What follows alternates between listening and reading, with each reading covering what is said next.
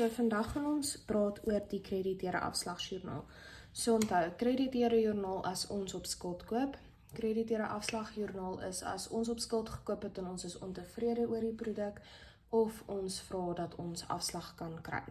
So jou krediteure afslagsjoernaal lyk presies soos jou krediteure joernaal en soos jou KBJ eintlik.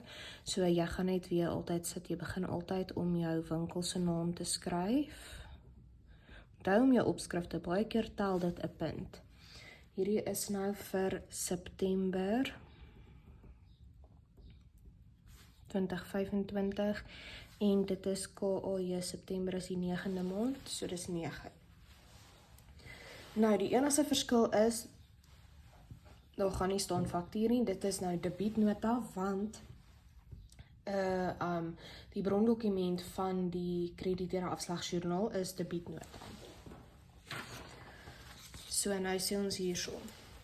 Op 5 September stuur Marna kombuistoestelle ter waarde van 3200 terug aan Abby se groothandelaars, omdat die stoele beskadig was toe dit gelewer is. So met ander woorde, sy het hierdie stoele gekoop, maar nou is dit is gebreek, so sy kan dit nie self verkoop nie, so sy stuur dit terug, dat haar skuld dan minder word, want sy gaan nie daarvoor betaal as dit gebreek is nie. So, 001, die dag is die 5de.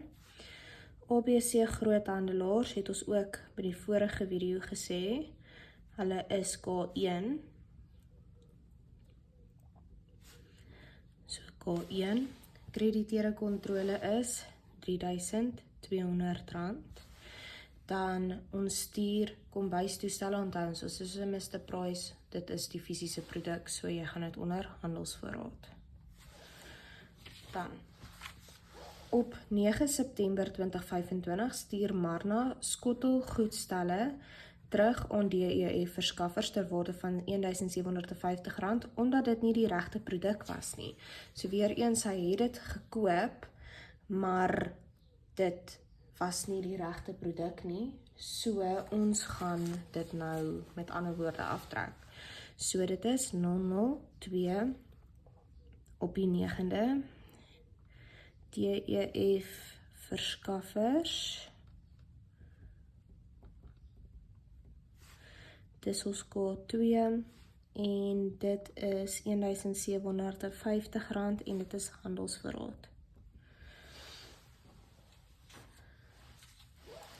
Op 12 September 2025 onderhandel Marna 'n handelskorting van 10% op die aankoop van R4800 by Kitchen Pro groothandelaars weens produkte met klein defekte. So onthou, so dit beteken, daar was bietjie fout daarmee gewees. Byvoorbeeld, dit kon wees dat, as jy byvoorbeeld bekers en die prentjie is nie mooi gedruk nie. So, toe vra sy nie, sy soek 10% afslag op hierdie handelsvoorraad wat sy gekoop het. So, 4800 maal 10 gedeel deur 100, werk uit op R480. Sy soek R480 op daardie handelsvoorraad af. So, dis hoekom gaan ons sê 003. Dit is op die 12de. Kitchen Pro verskaffers. Nou as ek net weer gaan kyk op die vorige een, was Kitchen Pro verskaffers, was K3. En ons vra R480 af op ons handelsvoorraad. Dan op die 16de September, stuur Marna 'n verkoelingstoestel terug aan Shopfit verskaffers ter waarde van R2900, omdat die toestel nie gewerk het nie. So weer eens, dit is handelsvoorraad. So 004 op die 16de, Shopfit verskaffers. En Shopfit verskaffers was ons K4.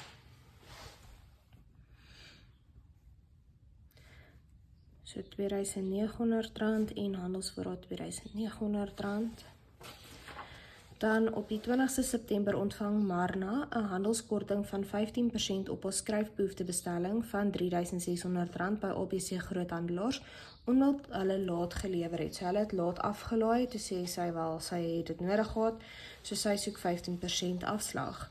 So jy gaan nou die 15% afslag uitwerk op dit, en dan werk dit vir jou uit op R540. So, nou is dit 005, die 20ste, ABC Groothandelaars,